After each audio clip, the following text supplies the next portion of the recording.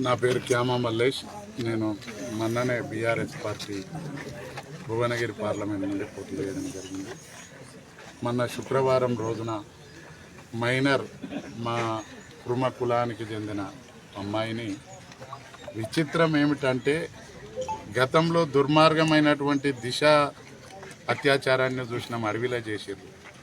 కానీ ఒక కుర్మ కుల అమ్మాయిని పట్టుకొచ్చి మైనర్ అమ్మాయిని వాళ్ళింట్లోనే అత్యాచారానికి పాల్పడితే ఈ అహంకారం, ఈ దుర్మార్గుల దుశ్చర్య ఏ విధంగా పోతుందో ఒకసారి ప్రభుత్వం కూడా ఆలోచించాలి.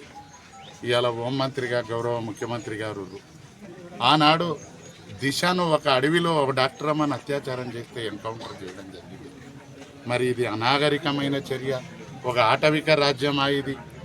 గ్రామంలోనే తన ఇంట్లోనే తీసుకొచ్చి అత్యాచారం చేస్తే అతని పైన ఏ విధంగా స్పందిస్తారో ఒకసారి ముఖ్యమంత్రి గారు ఆలోచించాలి. హోంమంత్రిగా ముఖ్యమంత్రి గారి బాధ్యత పెద్దది, కానీ హోంమంత్రిగా వారు ఉండరు కాబట్టి ఒకసారి ఆలోచన చేస్తే బడుగు బలహీన వర్గాల మహిళకు, ఒక అమ్మాయికి ఈ విధమైనటువంటి ఘోరమైన చర్య జరిగితే తక్షణమే స్పందించి అతన్ని ప్రైవేట్గా కూడా శిక్షించాలి. దిశ నిందితులకు మనకందరికీ తెలుసు, ఎన్కౌంటర్ చేసిర్రు.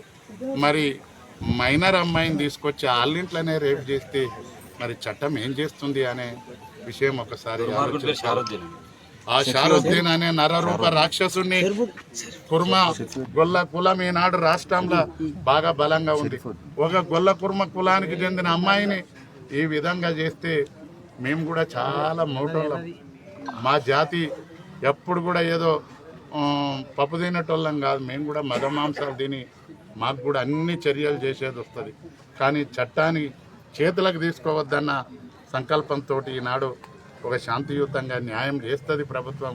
ముఖ్యమంత్రి గారు స్పందిస్తారు, ఆ కుటుంబాన్ని ఆదుకుంటారనే సంకల్పంతో పెద్దలు రాష్ట్ర కుర్మ సంఘం అధ్యక్షులు యజ్ఞ మల్లేశం గారు, మా ఏకైక ఎమ్మెల్యే విప్ బీర్ లైలయ్య గారు, మరి మా మాజీ జిల్లా పరిషత్ చైర్మన్ తోళ్ళ ఉమ్మక్క గారు, నాగేశన్న గారు, ఇతర పెద్దలు, రాష్ట్ర కుర్మ సంఘం మొత్తం ముక్త కంఠంతో ఉన్న పెద్దలందరూ కూడా ఇక్కడ రావడం జరిగింది. ఇవాళ నేను ఐలన్న ప్రభుత్వంలో ఉండు కాబట్టి కోరుతా ఉన్నా, ఇవాళ రాజకీయాలు కాదు, ఇవాళ మా జాతి బిడ్డకు జరిగిన అన్యాయం.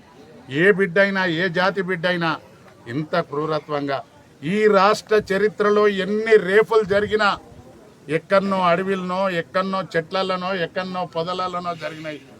కానీ రేపు గురైన అమ్మాయి ఇంట్లోనే రేపు చేసిండంటే ఒకసారి సర్వ సమాజం ఆలోచించాలి.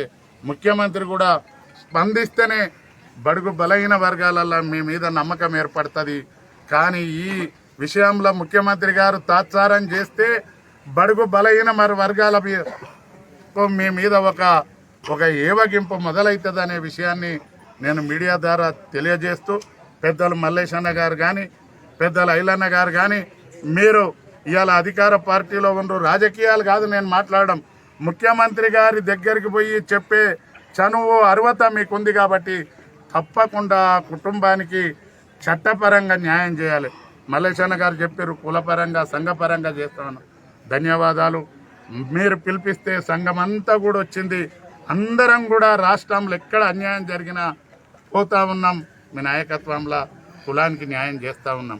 కానీ చట్టపరంగా కూడా, ప్రభుత్వ పరంగా కూడా ఆ దుర్మార్గునికి ఖచ్చితమైనటువంటి కఠినమైనటువంటి దిశ లాంటి పనిష్మెంట్ జరగాలి. ఆ బాధిత కుటుంబానికి, ఆ నిరుపేద కుటుంబానికి ప్రభుత్వ తరఫున ఆదుకోవాలి. పోలీస్ శాఖ వారు చట్టం పరిధిలో కేసులు చేసిర్రు, సంతోషం, వాళ్ళ చర్యను అభినందిస్తూ ఉన్నాం. కానీ పోలీసు వాళ్ళు ఉత్తగానే ఏదో చిన్నగా ఎవడో ఆవేశంలో చిన్న ఏదో పడదగాల్చినంత మాత్రాన ఆ 13 మంది మీద కూడా కేసులు పెట్టొద్దని సిపి గారికి పెద్దలందరూ కూడా పోయి విన్నవించుకోవడం జరిగింది. సిపి గారు కూడా బాగా స్పందించారు.